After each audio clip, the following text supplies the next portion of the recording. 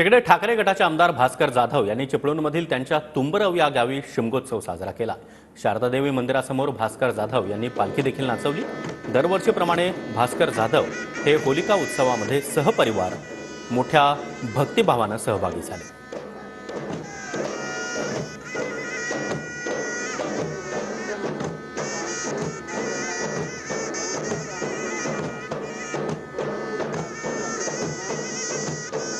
शिमगोत्सवाला दरवर्षी पावलं चाकरमान्यांची वळतात, आपण येता दरवर्षी न चुकताना।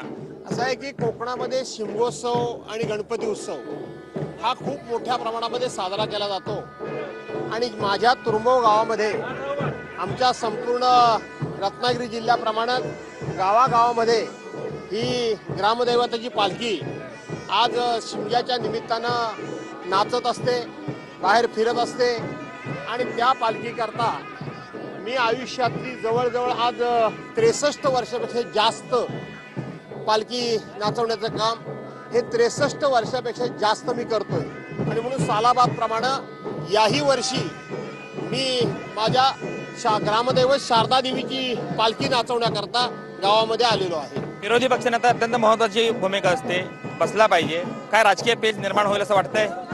अजूनही मी आशावादी आहे आणि माझ्या ग्रामदैवत शारदादेवीवर माझी पूर्ण श्रद्धा आणि विश्वास आहे।